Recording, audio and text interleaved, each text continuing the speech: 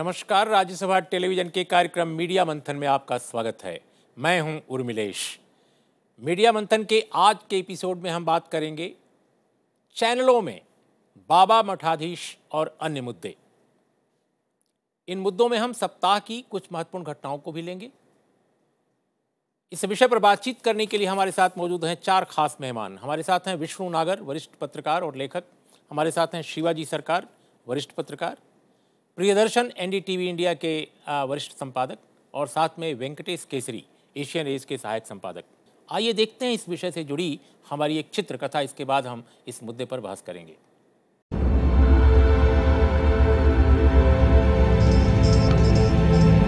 निजी television channel के पुराने दिनों को याद करें तो बाबाओं की मौजूदगी इस पर घटी है। तंत्र मंत्र और ज्योतिष के प्रोग्राम भी कम हुए हैं। टीवी चैनलों के संपादकों की संस्था ब्रॉडकास्ट एडिटर्स एसोसिएशन ने भी इस तरह के कार्यक्रम पर गंभीर रुख दिखाया। लिहाजा विज्ञापन और शो के बीच हुई बहस के दरमियान बाबा का स्पॉन्सर्ड शो बीच में कई चैनलों पर बंद हो गया। लेकिन एक बार फिर न सिर्फ वो शो टेलीकास्ट होना शुरू हुआ, बल्कि बाबाओं की दखल चैनलों पर मौका बेमौका लगातार जारी है। सुबह सुबह के राशिफल वाला शो टीवी के लिहाज से पुराना और एक हद तक रूढ़ हो चुका है। लेकिन इस पूरे मामले में जो नया चलन दिख रहा है वो ये कि टीवी ने बाबाओं का दायरा बढ़ाया है। यानी स्टूडियो बहसों में अब वो धर्म, कर्म और ज्योतिष के रेगुलर शो के अलावा राजनीतिक मामलों पर भी बहस में शामिल होते दिख रहे हैं।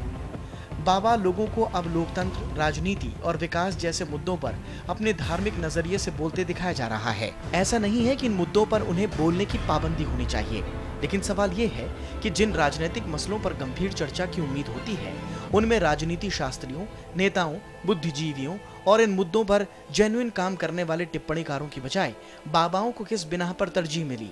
क्या निजी टीवी चैनल इस पर स्टैंड नहीं ले पा रहे हैं कि वो तंत्र मंत्र और अंधविश्वास को किस तरह देखें? डोंडिया खेड़ा में सोने की खुदाई बीते कुछ सालों का बड़ा प्रहसन था और बाबाओं को जिस तरह अब उनके धार्मिक विषयों के अलावा राजनीतिक मसलों पर भी जगह दी जा रही है, उसने नए सवाल खड़े कर दिए हैं। दिलीप खान, राज्यसभा टीवी। बातचीत की शुरुआत प्रियदर्शन हम आपसे करते हैं, क्योंकि हमारे मेहमानों में आप शायद टेलीविज़न से सीधे जुड़े हुए हैं। आखिर वजह क्या है कि हमने जैसा आप कहा पहले कि भाई धार्मिक जो मुद्दा हो उसमें बाबा, मठाधीश या मौलवी या कोई भी किसी भी धर्म के जो लोग हैं वो अगर आते हैं बहस में, चर्चा में, अपनी बात कहते हैं, अच्छी बात है, उनकी अपनी बात का महत्व है। लेकिन शिक्षा से जुड़ा मसला है, संविधान से जुड़ा मसला है, राजनीति से जुड़ा मसला है। ऐसे मसलों पर भी एक नया ट्रेंड ये आया है। पहले हम तंत्र मंत्र में देखते थे, पंचांग में देखते थे, राशिफल बताने वाले, भाग्य बताने वाले कि आज सुबह आपका भाग्य कैसा रहेगा, इसमें वो लोग आते थे, जिस पर ब्रॉडकास्ट एसोसिएशन ने स्टैंड लिया, कम हुआ वो। बिल्कुल। लेकिन ये जो नया एक ट्रेंड आया है हाल में, कुछ एक चैनलों में, मैं आपके चैनल की बात नहीं कर रहा। बिल्कुल, मैं देखिए ये कैसे देखते हैं आप, और कितना ये एक मीडिया के लिए, हमारे जैसे समाज के लिए कैसा देखते हैं? देखिए 3-4 बातें इसमें बड़ी साफ हैं। पहली बात तो जो आप बोल रहे थे उसको मैं स्पष्ट कर दूं कि हमारे चैनल पे एनडीटीवी इंडिया पे, नहीं उसकी बात नहीं है, प्रदर्शन हम उसकी ये बात बिल्कुल मैं समझ गया बात। हम लोग इससे बिल्कुल दूर रहते हैं। तो मैं इसका सफाई देने के लिए बात नहीं कह रहा हूँ, ये बताने के लिए कह रहा हूँ कि इस दूर रहने की कीमत हमें टीआरपी के रूप में चुकानी पड़ती है। ये जो सजग ढंग से लिया गया फैसला है कि अब बाबाओं, मठाधीशों को जगह नहीं देंगे, इसका एक नतीजा ये होता है कि आप टीआरपी की दौड़ में अपने आप को पीछे पाते हैं। तो क्या आप ये कहना चाहते हैं कि बाबा टीआरपी दे रहे हैं? नहीं, मेरी पूरी बात सुन लीजिए। एक तो ये है कि लोगों को, टीवी चैनलों को लगता है, जो दुर्भाग्य से टीआरपी की रेटिंग देख के प्रमाणित भी होता है, कि जब बड़े हल्के ढंग से वो कुछ ऐसे लोगों की जिनका एक परिचय है समाज में, वो बात कुछ कहते हैं धर्म से जुड़ी, आस्था से जुड़ी, तो उनको सुना जाता है, ये लोगों को लगता है। दूसरा, इन तमाम वर्षों में, हाल के दिनों में जो राजनीति हमारी विकसित हुई है, उस राजनीति ने ऐसे बाबाओं को बड़ी केंद्रीय जगह दी है। चाहे गंगा सफाई के आंदोलन के सवाल पर, चाहे आर्थिक नीतियों के सवाल पे, काले पैसे पे, अगर रामदेव के सुझाव को भारतीय जनता पार्टी बड़ी गंभीरता से लेती है, उस पर अगर उसके बड़े नेता रिएक्ट करते हैं, तो ये स्वाभाविक है कि लोगों का ध्यान उस पर जाएगा। तो दुर्भाग्य से हमारी जो मौजूदा राजनीतिक शैली है उसमें ऐसे बाबाओं की गुंजाइश बढ़ी है। तीसरा, हमारे समाज में हम देख ही रहे हैं कि लगातार एक तरह की अवैज्ञानिकता हावी हुई है। अंधविश्वास के तमाम तरह के कार्यक्रमों से होते हुए अचानक हम मान बैठे हैं जैसे सारी समस्याओं की कुंजी कहीं इनके पास है। कभी वो शिक्षा के मसले सुझाते हैं, कभी आर्थिक सुधारों पे वो अपनी बात कह रहे होते हैं, कभी लगता है देश को सारी नैतिकता के पाठ वो पढ़ा देंगे। और मतलब आप इनको अलग अलग खेमों और मठों में बटे मत देखिए, इन सबके बीच एक सूत्र है। आप याद कर सकते हैं कि 2010-11 में जो इस देश में बड़े आंदोलन हुए, इसमें ऐसे बाबाओं की घुसपैठ ठीक ठाक रही जी। तो उसका असर टीवी चैनलों पे दिखाई पड़ता है। लेकिन प्रियदर्शन ने एक बात उठाई शिवाजी सरकार, क्या आप सहमत हैं एक वरिष्ठ पत्रकार के नाते या एक विश्लेषक के नाते कि क्या ये बाबा टीआरपी दे रहे हैं पर चैनलों को, हिंदी के चैनलों को, इसलिए लोग उधर आकृष्ट हो रहे हैं, या ये एक बहाना है क्योंकि आपके पास और कुछ दिखाने को नहीं है, आपके पास विज्ञान के बारे में दिखाने को नहीं है जो बच्चों को बहुत आकर्षित कर सकता है, अंतरिक्ष के बारे में नहीं है, समुद्र के बारे में नहीं है, दुनिया के जीव जंतुओं के बारे में अच्छी कहानियाँ नहीं हैं, ये क्या है?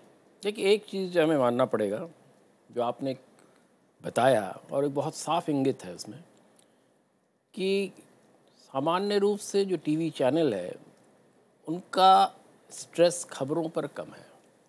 जो न्यूज़ कलेक्शन पे जो खर्च करना चाहिए और न्यूज़ कलेक्शन को न्यूज़ की तरह दिखाने के लिए जो कोशिश होनी चाहिए वो नहीं होता है।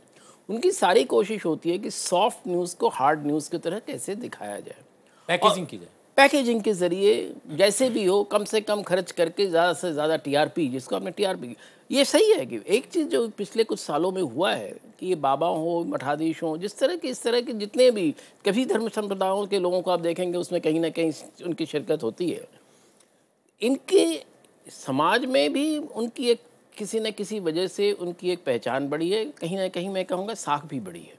और इस साख की वजह से जब टीवी न्यूज़ चैनल्स जो है उनका इस्तेमाल करते हैं तो लोगों तक पहुंचने में उनको लगता है कि आसानी होती है, और जिसका सीधा असर टीआरपी के ज़रिए भी देखने को मिलता है। तो ये जो ट्रेंड है, मुझे लगता है कि जहाँ तक न्यूज़ डिसेमिनेशन का सवाल है, मेरे ख्याल में एक ज़बरदस्त कॉम्प्रोमाइज़ है, क्योंकि असली घटनाएं जो देश में घट रही है, और बड़े दूर दूर क्षेत्रों में ऐसा नहीं है कि खबरें नहीं हो रही है। कई बार हम देखते हैं कि लोकल चैनल्स जो होते हैं उनमें इतनी तरह की खबरें होती हैं और इतने तरह की लोकल समस्याएं होती है, चाहे नॉर्थ ईस्ट में चले जाइए, चाहे छत्तीसगढ़ में चले जाइए, हर जगह लोकल चैनल्स की जो खबरें होती हैं, हो सकता है उनकी पैकेजिंग उतनी अच्छी ना हो, उनका प्रेजेंटेशन हो सकता है उतना अच्छा ना हो, पर उनके जो कंटेंट होते हैं उसमें जो है कहीं कॉम्प्रोमाइज़ मुझे नहीं लगता है कि हो रहा है। लेकिन विष्णु नागर, हम ये समझना आपसे चाहते हैं कि किसी संत, किसी महात्मा, किसी धार्मिक नेता जो अपने समय को, अपने दायरे को बहुत अच्छी तरह समझता है, धर्मशास्त्री है वाकई, आप उनसे बातचीत करते हैं, उनका इंटरव्यू करते हैं, उनके विचार लेते हैं, वो समाज का एक बड़ा हिस्सा जरूर देखना चाहेगा, उपयोगी है। लेकिन चैनलों पर महामंडलेश्वर नामधारी तमाम मठाधीशों को आप माफ़ करेंगे, मुझे किसी प्रदेश के बारे में मुझे नहीं कहना चाहिए, लेकिन जैसे बहुत सारे देश के सुदूर पिछड़े इलाके हैं, वहाँ जिस तरह भूस्वामियों के लठैत भाषा में, जिस भाषा में बात करते हैं, उस भाषा में बात करने वाले तथाकथित महामंडलेश्वरों को चैनलों पर एक दूसरे से झगड़ा करते हुए दिखाया जाता है।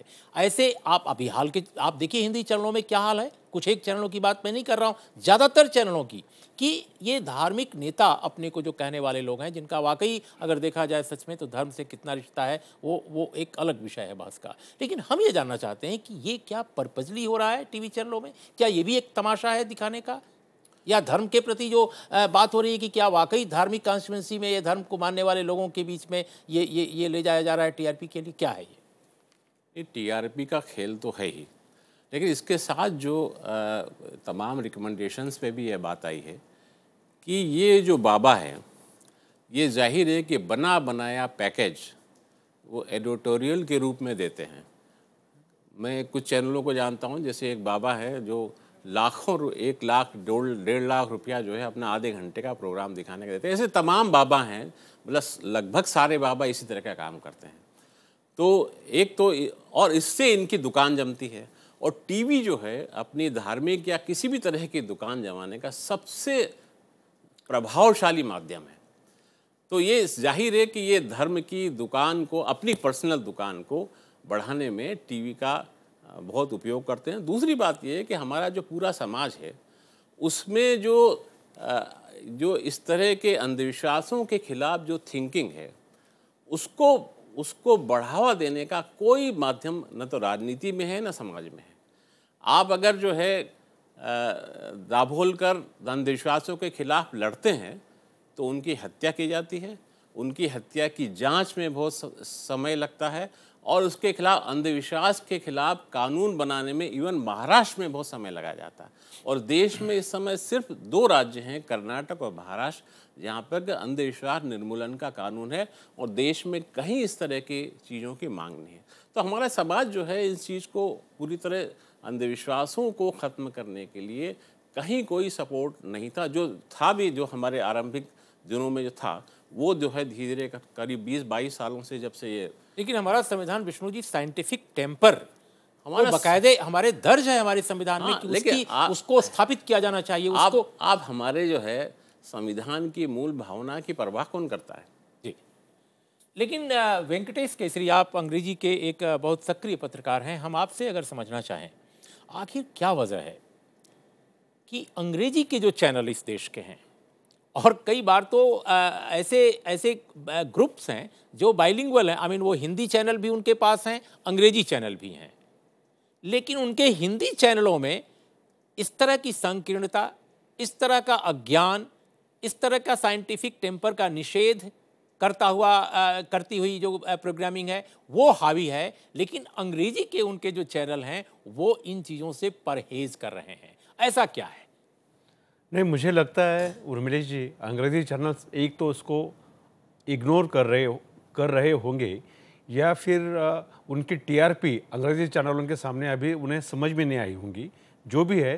लेकिन इसके अंदर बिजनेस है, पैसा है, हल्कापन है और समाज जिस तरीके से देखता है ऐसी चीज़ों को, ये भी प्रकट होता है। आपने कहा कुछ बाबा और मठाधीश, लेकिन आपको पता होगा कुछ अंग्रेजी चैनलों में भी ऐसे मठाधीश चैनलों के वहाँ पे आ गए हैं। कुछ एक चैनल हैं हाँ, अंग्रेजी के, जैसा कि मैं नाम नहीं लेना चाहता, लेकिन 2 साल पहले जो एजिटेशन दिल्ली में हुआ था, जो वहाँ मोमबत्तियाँ जलाई जा रही थी, जो सफ़ेद कपड़े पहनाए जा रहे थे, जो लोग उनके शिष्यगण घूम रहे थे, ये भी तो एक अलग इशू लेके अपना प्रोपेगेंडा कर रहे थे, अपने मार्केटिंग कर रहे थे। मुझे जो लगता है कि ये चैनल्स और इलेक्ट्रॉनिक मीडिया है वो हल्केपन को जानबूझ के बढ़ावा दे रहा है ताकि लोग सीरियसली उसके ऊपर डिबेट न करें, लेकिन वहाँ से पैसा भरपूर मिले। जी उर्मिलेश जी, जी हाँ, आप कुछ करें। 2 बातें जोड़ना चाहूँगा। एक तो आपने जो बात कही कि क्या यही एक जरिया है, ये वाकई टीवी चैनलों के सामने एक चुनौती है कि कैसे वो इस मसाले का विकल्प तैयार करें और एक सेहतमंद खाना अपने दर्शकों के लिए परोसें। एक तो ये है। लेकिन दूसरी बात, जो अंग्रेजी चैनलों वाली बात बोल रहे हैं आप, वहाँ हल्केपन दूसरी तरह के हैं। जी, मैं उस पर आऊँगा प्रियदर्शन, मैं उस विषय पर आने जा रहा हूँ। लेकिन एक छोटा सा अभी हम एक अंतराल भी लेते हैं और अंतराल के बाद जब लौटेंगे तो इस विषय को कंक्लूड करेंगे। और एक और विषय बहुत महत्वपूर्ण है जो हाल के दिनों में हमारे सामने आया इस सप्ताह, हम उस पर भी बातचीत करेंगे एक अंतराल के बाद। अंतराल से पहले हम बात कर रहे थे कि अंग्रेजी और हिंदी के चैनलों में क्या फ़र्क नज़र आ रहा है। अंग्रेजी के चैनलों में भी बहुत सारे हल्के कार्यक्रम, बहुत सारी हल्की बातें हो रही हैं प्राइवेट चैनलों में, लेकिन अगर डोमिनेंस देखिए जिस तरह हिंदी चैनलों में इस तरह के बाबाओं मठाधीशों का है, शायद अंग्रेजी के चैनलों में उस कदर नहीं है। ये बात प्रियदर्शन की अपनी जगह बिल्कुल सही है कि वहाँ भी बहुत सारी समस्याएं हैं। लेकिन विष्णु, अगर हम जो समझना चाहते हैं कि ऐसा नहीं कि इस देश में अंग्रेजी पढ़ने वाले या अंग्रेजी में देखने वाले चैनल वो धार्मिक नहीं हैं या वो धर्म के प्रति विमुख लोग हैं। और धर्म के प्रति उन्मुख होना, धार्मिक होना एक अच्छी बात है, इसमें बहुत सारी नैतिकता भी धर्म सिखाता है। लेकिन अंधविश्वास और धर्म को मुझे लगता है अलगाया जाना चाहिए। तो ये एक, अगर हम समझाना चाहें अपने दर्शकों को कि आखिर अंग्रेजी के लिए अलग प्रोग्रामिंग प्राइवेट चैनलों में और हिंदी के लिए अलग प्रोग्रामिंग, ये जो खुराक जो बदली जा रही है, इसका क्या सबब है? ऐसा है कि जो ये साधु और बाबा हैं, इनकी जो बेसिक क्लाइंटेल है, जहाँ इनके माल बिकता है, वो जो है भाषाई क्षेत्र है, खासकर हिंदी के क्षेत्र। क्योंकि मुझे याद आ रहा है कि सरकार के पास कुल मिला के शायद पिछले 2 साल में 12 और 13 में कुल मिलाकर तीन जो है शिकायतें इन चैनलों के खिलाफ गई हैं और वो चैनल हिंदी के चैनल हैं। तो जाहिर है कि इनको सुनने वाले, इनको प्रॉफिट देने वाले, ब्रॉडकास्ट काउंसिल के पास तो काफ़ी शिकायतें गई हैं। नहीं, अभी जो मंत्री ने जो सूचना प्रसारण मंत्री ने जो पार्लियामेंट में कहा है, लेकिन जनरल टीवी चैनलों तो की बहुत उसने शिकायतें हैं। तो उनको जो है बड़े पैमाने पर जो जहाँ से पैसा मिलता है, जहाँ से उनकी क्लाइंटेल मिलती है, जहाँ से उनको समर्थन मिलता है।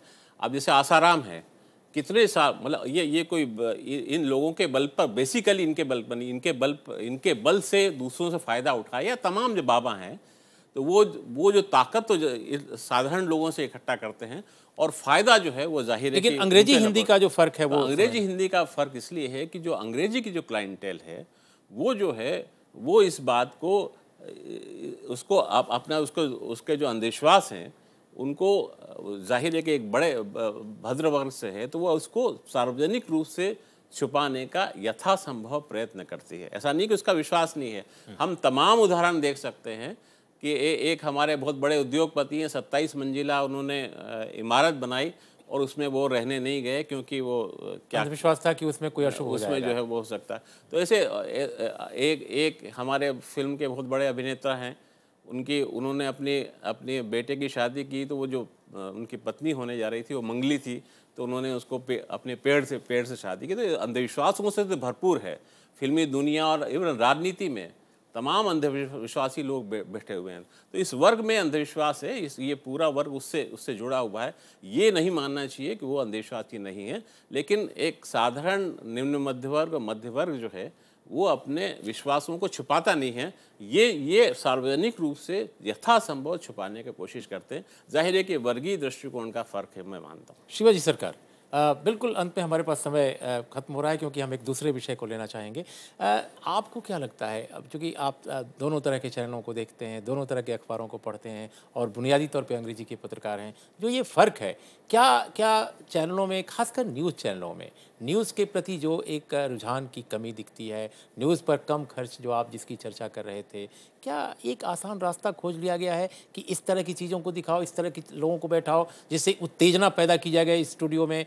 कुछ ऐसे कई बार देखते हैं कि स्ट्रेटेजिक अफेयर्स का मामला है तो ऐसे सेना से रिटायर कुछ ऐसे लोगों को खोजा जाता है, बहुत संजीदा लोग भी हैं, लेकिन ऐसे लोगों को खोजा जाता है, लगता है कि स्टूडियो में ही तोप गोले चलाना शुरू कर देंगे, वो पाकिस्तान का नाम आते ही, चीन का नाम आते ही जैसे लगता है कि युद्ध करा देंगे अभी। तो ये एक खास ढंग की पैकेजिंग खोजने का एक फार्मूला एडॉप्ट कर लिया गया। पैकेजिंग खोजने का फार्मूला है।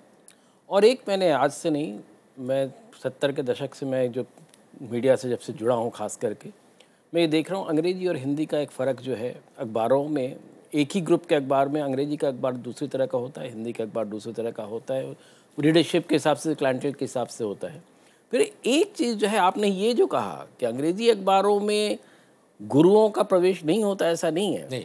गुरु क्योंकि मोस्टली हिंदी बोलने वाले होते हैं, इसलिए अंग्रेजी चैनलों के साथ मेरे ख्याल में एक नहीं, समस्या दो है। अंग्रेजी के चैनलों में दिख रहा है पर अभी भी।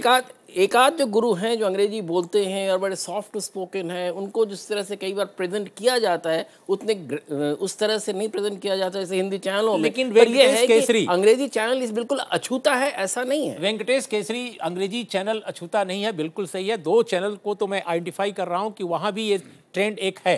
लेकिन क्या ये चैनल जो हमारे पब्लिक ब्रॉडकास्टर्स हैं, दूरदर्शन है, लोकसभा टीवी है, राज्यसभा टीवी है, इनके जो प्रोग्राम्स हैं, इनके जो कार्यक्रम हैं, जो साफ सुथरे ढंग के, जो कम से कम कोशिश करते हैं कि समकालीन मुद्दों को, देश विदेश की खबरों को एक ढंग से परोसा जाए, क्या इनसे सबक नहीं ले सकते कि ये जो लोकप्रियता इस तरह के ब्रॉडकास्टर्स को मिल रही है, ठीक है उनकी अपनी सीमाएं हैं, दूरदर्शन पर आप बहुत आरोप लगते रहे हैं, तमाम पब्लिक ब्रॉडकास्टर पर आरोप लग सकते हैं, लेकिन उनकी जो कार्यक्रमों की सफाई है, उनके अंदर जो एक साइंटिफिक टेम्पर की एक प्रतिबद्धता है, अंधविश्वास के प्रति निषेध है उसके प्रति अज्ञान के खिलाफ ज्ञान की तरफ वो उनके एक प्रोग्रामिंग दिखाई देती है। तो क्या इससे सबक नहीं मिलता कि हम बेहतर कर सकते हैं अंधविश्वास अज्ञान का फैलाव न करके भी? बीबीसी का उदाहरण है, दुनिया भर में और उदाहरण है। उर्मिलेश जी, आपने सवाल मुझे पूछा है? जी हाँ, उसका कारण ऐसा है कि जो प्राइवेट टीवी चैनल से उनकी प्रेरणा अलग है, वो प्रॉफिट कमाने के लिए आए, नंबर एक। नंबर दो, जो गवर्नमेंट या गवर्नमेंट कंट्रोल या एटोनोमस जो चैनल्स है उनका फोकस अलग है, तो फोकस अलग होना है अनिवार्य है। शायद वेंकटेश आप बिल्कुल सही कह रहे हैं और शायद यही कारण है प्रियदर्शन कि हाल में ट्राई ने telecom regulatory authority of India, उन्होंने 2008 में भी रिपोर्ट एक दी थी अपनी रिकमेंडेशन, 2013 में भी उन्होंने रिकमेंडेशन दिया और एक रिकमेंडेशन अभी आया है 12 तारीख को। ये इसलिए महत्वपूर्ण है कि गवर्नमेंट ऑफ इंडिया ने स्वयं इनसे कहा था कि भाई टेलीविज़न चैनलों को खासकर और जो हमारा संपूर्ण मीडिया है उसको कैसे हम और बेहतर करें, क्या क्या होना चाहिए, क्या इस इंडस्ट्री की समस्याएं हैं, तो आप एक रिपोर्ट दीजिए, एक रिकमेंडेशन दीजिए। उन्होंने दे दिया है। 111 पेज की ये रिपोर्ट जो है मुझे लगता है कि भारतीय मीडिया के कॉन्टेक्स्ट में बहुत इंपॉर्टेंट है। आप इस रिपोर्ट को कैसे देखते हैं संक्षेप में? और दूसरी बात कि क्या आप सहमत हैं कि वो वक्त आ गया है जब ट्राई के रिकमेंडेशन के मुताबिक एक इंडिपेंडेंट रेगुलेटर भारतीय मीडिया के लिए ज़रूरी है? देखिए, एक सांस्थानिक पहल के रूप में मतलब मैं इस बात का बिल्कुल समर्थक हूं कि एक रेगुलेटर हो सकता है, लेकिन वो सरकारी रेगुलेटर न हो। क्योंकि देखिए, हाँ बिल्कुल रिकमेंडेशन भी वही है। बिल्कुल मुद्दे पर बात की जाए। हाँ, मैं उसी मुद्दे पे आ रहा हूँ। ट्राई ने साफ कहा है कि वो इंडिपेंडेंट रेगुलेटर, बिल्कुल इंडिपेंडेंट रेगुलेटर हो। मेरा कहना है कि क्या उससे बहुत फर्क पड़ने वाला है? उदाहरण हमारे सामने प्रेस काउंसिल का है। प्रेस काउंसिल की मौजूदगी के बावजूद मेरा ख्याल है इससे बेहतर जो एक संस्थान हमारे सामने है उसका उदाहरण बहुत साफ है कि उसने प्रेस को बदलने में कोई बड़ी भूमिका अदा नहीं की। उसका सारा रोल जो है बहुत सिमट के रह गया है। तो रेगुलेटर होने के बावजूद अंततः मीडिया को ही बदलना होगा कि उसका दबाव। लेकिन शिवाजी सरकार जो प्रदर्शन कर रहे हैं, आई थिंक रेगुलेशन का जो पूरा कंसेप्ट ट्राई ने दिया है वो बिल्कुल अलग है। जो प्रेस काउंसिल से उसकी तुलना नहीं की जा सकती क्योंकि वो इंडिपेंडेंट रेगुलेटर की बात कर रहा है। वो कह रहे हैं कि सरकार या मीडिया का इसमें असर ना हो, इसमें बिल्कुल ये इंडिपेंडेंट किस्म के लोग हों, एक नया मैकेनिज्म वो प्रपोज कर रहे हैं। आप इस कॉन्टेक्स्ट में क्या पाते हैं उसको? देखिए, अगर प्रेस काउंसिल को भी जिस तरह से कल्पना की गई और जिस तरह से प्रेस काउंसिल एक्ट है उसके हिसाब से प्रेस काउंसिल भी इंडिपेंडेंट रेगुलेटर है। और ये कहना सही नहीं है कि लेकिन मीडिया उसमें नहीं प्रेस काउंसिल ने बहुत कुछ किया है। मैं उस पे नहीं जा रहा हूँ। इस पर प्रेस काउंसिल मीडिया के जो रिप्रेजेंटेटिव्स हैं, मीडिया हाउसेज के मालिकानों के जो रिप्रेजेंटेटिव्स हैं, प्रेस काउंसिल ऑफ इंडिया की जो संरचना है उसमें वो बहुत डोमिनेंट हैं। नहीं, बिल्कुल सही है और जबकि इंडिपेंडेंट रेगुलेटर के बारे में ट्राई बिल्कुल अलग बात कहता है। नहीं, जर्नलिस्ट और जर्नलिज्म से जुड़े लोग जो हैं वो प्रेस काउंसिल में एक अहम भूमिका रखते हैं। ये बस बिल्कुल सही है। दूसरी चीज़, जो इंडिपेंडेंट लोग रखे गए हैं, सबसे बड़े दुख की बात ये रही है कि प्रेस काउंसिल के मीटिंग्स में शायद ही वो कभी जाते हैं। ये भी एक समस्या है। ट्राई ने जो कहा कि इंडिपेंडेंट रेगुलेटर होना चाहिए और उसमें उन्होंने कहा कि मीडिया के लोग नहीं होना चाहिए। सवाल है कि मीडिया के लोग अगर बिल्कुल ही नहीं होंगे तो मीडिया से जुड़े कुछ खास मुद्दे जो हैं उसको कौन देखेगा? तो इसलिए मैं बिल्कुल इससे सहमत नहीं हूँ कि इंडिपेंडेंट रेगुलेटर का, but it must be through an act of parliament. ऐसा नहीं है कि इंडिपेंडेंट रेगुलेटर कोई भी खड़ा हो जाए और वो हो जाता है, उससे नहीं होता। हम देख चुके हैं कि हमने कुछ प्राइवेट रेगुलेटर्स उन्होंने कोशिश की बनाने की, पर वो उस तरह से सफल नहीं हो सके। उसके कई कारण हैं, उस पर अगर हमारे पास समय बिल्कुल खत्म हो चला है, लेकिन बिल्कुल अगर हम आपसे 2 लाइनों में जानना चाहें, शिवाजी सरकार ने एक नई बात कही है कि इंडिपेंडेंट रेगुलेटर तो चाहिए, लेकिन ये नहीं होना चाहिए कि मीडिया का रिप्रेजेंटेशन ही उसमें ना हो। अब सवाल यह है कि मीडिया में मालिक हों रिप्रेजेंटेटिव या मीडिया में पत्रकार हों, खासकर ऐसे लोग जो वाकई मीडिया को समझते हों और जो मीडिया की बेहतरी के लिए रिकमेंडेशन दे सकें। व्हाट्स आपकी क्या राय? जाहिर है कि मालिकों का उसमें क्या रोल हो सकता है। जो मीडिया को चलाने का बेसिक काम करते हैं, जो इसका इनपुट तैयार करते हैं, वो एडिटोरियल के लोग होते हैं। तो जाहिर है कि जो एडिटोरियल स्टाफ के लोग हैं उन्हीं की प्रमुखता होनी चाहिए, उन्हीं के निर्णय या उनकी भागीदारी होनी चाहिए। और दूसरा रेगुलेटर जो है, अगर रेगुलेट करने की उसके पास ताकत कोई नहीं है और वो ताकत के एक लोकतांत्रिक समाज में वो ताकत किस तरह हो किस तरह न हो, ये बड़ा उलझा हुआ सवाल है।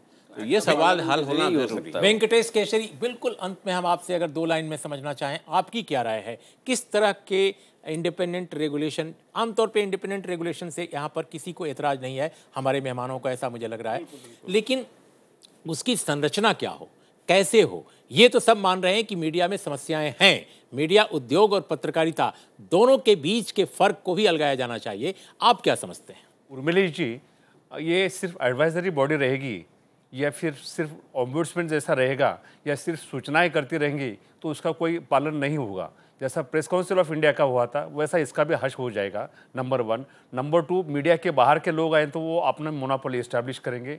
तो मीडिया के अंदर जो मीडिया में काम करने वाले लोग हैं, जो मीडिया चलाने वाले लोग हैं, ये अपने आप को किस तरीके से प्रोफेशनल बनाएंगे उसी के ऊपर निर्भर करेगा ये। लेकिन मैं आखिर में सिर्फ इतना कहना चाहूंगा, नहीं, ऑक्सफैम और एफसीसी बिल्कुल आप कहिए अपनी बात, लेकिन मैं चूंकि एक उन्होंने छेड़ दिया है प्रसंग कि दुनिया में जहां भी इंडिपेंडेंट रेगुलेशन या रेगुलेटर हैं वहाँ पर मीडिया के बाहर के लोग भी उसमें इन्वॉल्व हैं काफ़ी हद तक, और बल्कि लीडिंग रोल में हैं। आप ये नहीं कह सकते, आप देख लीजिए तमाम दुनिया के और देशों का उदाहरण। मैंने अभी भी ये नहीं कहा कि मीडिया के लोग ही होना चाहिए, तो इस कॉन्टेक्स्ट पर मीडिया के लोग भी होना चाहिए, क्योंकि मीडिया से जुड़े कुछ सवाल जो हैं उसके बारे में अगर किसी भी मीडिया के बाहर के आदमी को कोई सवाल करना तो कौन बताएगा? मीडिया के जुड़े लोग ही बताएंगे। उसने मुझे ये भी नहीं इतराज़ है कि उसमें जो ओनर्स के भी रिप्रेजेंटेशन होना चाहिए, जो वर्किंग जर्नलिस्ट और जो एडिटोरियल के लोग हैं उनके रिप्रेजेंटेशन। समाजशास्त्री हो सकते हैं, न्यायविद हो सकते हैं, सारे राइटर्स हो सकते हैं, और उसका मेरे ख्याल में एक जो प्रदर्शन, बिल्कुल बिल्कुल ये सारे लोग हो सकते हैं। उर्मिलेश जी, जो ऑक्सफैम यूके का है, पार्लियामेंट की स्टैंडिंग कमेटी से जुड़े लोग जो मीडिया से को समझते हैं वो हो सकते हैं। उसमें असल में मेरी एक जो शिकायत है, प्रेस काउंसिल में भी 5 पार्लियामेंट के मेंबर्स की जगह है, उनके नाम हर वक्त नॉमिनेट होते हैं पर शायद ही कोई आता है कभी। लेकिन ऐसा नहीं है। मीडिया पर मैं समझता हूं कि ये प्रेस काउंसिल के मीटिंग में नहीं आते हैं। जस्टिस इसलिए नहीं होगी ये कहना क्योंकि पार्लियामेंट ऑफ इंडिया ने 2013 के मई महीने में एक अनोखा अभूतपूर्व उदाहरण पेश किया, जो उन्होंने स्टैंडिंग कमेटी की अपनी रिपोर्ट दी, इंफॉर्मेशन टेक्नोलॉजी मिनिस्ट्री से जुड़ी, और वो रिपोर्ट मैं समझता हूं कि ट्राई के इस रिकमेंडेशन से कम नहीं है बल्कि ज्यादा गहन है, लेकिन उस पर कोई कार्रवाई अभी तक नहीं हुई। वेंकटेश केसरी कुछ आप कहना चाहते थे? बिल्कुल अंत में हमारे पास समय खत्म हो चला है। मैं ये कहना चाहता था, मीडिया चलाने वाले और मीडिया में रह के काम करने वाले, इन दोनों का पर्सपेक्टिव, और दूसरा उनके ऊपर कंट्रोल जो स्वयं कंट्रोल करेंगे या बाहर से हो जाएगा, तो ये जो है ये कमेटी किस तरीके से आप चारों मेहमानों ने दोनों विषयों पर, मैं समझता हूं, और दोनों विषय बिल्कुल अलग नहीं बल्कि जुड़े हुए थे एक तरह से, इन पर जो विचार रखे हैं बहुत महत्वपूर्ण हमारे लिए हैं, हमारे दर्शकों के लिए हैं। और चूंकि इस विषय पर एक सार्थक बहस तो होनी चाहिए, बहस से नहीं भागा जाना चाहिए, और जो मुद्दे उठ रहे हैं वो हमारी मीडिया में, मीडिया के बाहर, मीडिया के अंदर, हर जगह हैं। सवाल इस बात का है कि इन मुद्दों पर जारी बहस या भविष्य में होने वाली बहसों का समापन कैसे होगा, ये कहाँ जाएंगे। मंजिले मकसूद पर पहुँचना अगर बहुत ज़रूरी है तो जाहिर है जो राजनीतिक सत्ता है, जो देश को सत्ता का संचालन करने वाले लोग हैं, उनको इस विषय पर ज़रूर पहल करनी होगी, ज़रूर उसको देखना होगा कि कैसे इन मसलों का समाधान किया जाए। इन शब्दों के साथ आप चारों मेहमानों का एक बार फिर से बहुत बहुत धन्यवाद। देखते रहिए राज्यसभा टेलीविज़न। नमस्कार।